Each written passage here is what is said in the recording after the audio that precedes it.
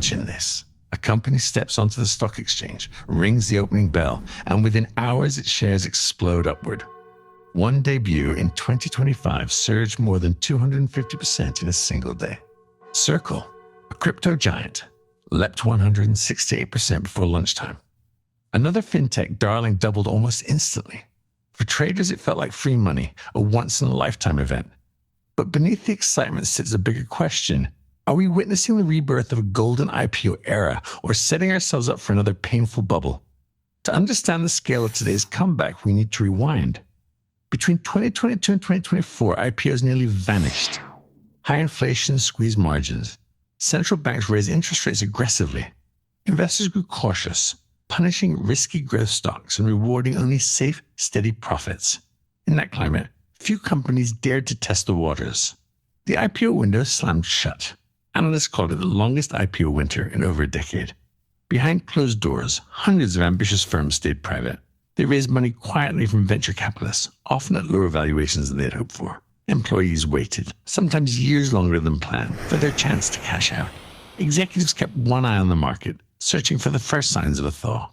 By early 2025, those signs arrived. Tech stocks rallied, bond yields eased, and whispers of interest rate cuts spread optimism.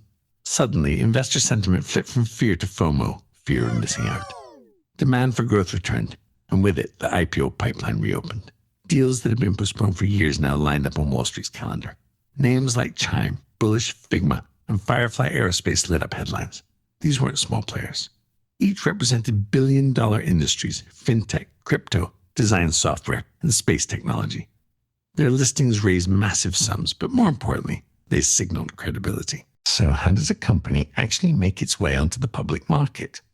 It starts with the roadshow, a carefully choreographed series of meetings where executives and bankers pitch the story to big investors. They present financials, growth projections, and visions of the future. Behind the scenes, fund managers ask tough questions, weighing whether the company deserves their capital. The goal is to set a price range that reflects demand, while still leaving room for excitement on day one. But here's the catch.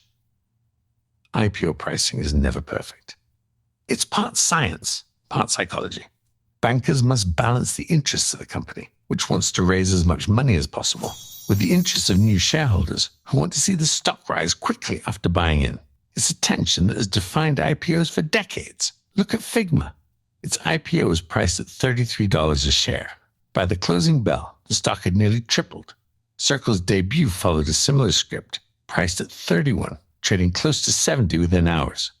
These spectacular pops created headlines, but also frustration. Analysts estimate Circle alone left more than $1.7 billion on the table, money that could have been used to expand its platform or strengthen its balance sheet. Why does this happen? Because bankers prefer a strong debut to a weak one. A company that limps out of the gate risks being labeled a flop. To avoid embarrassment, IPOs are often priced conservatively.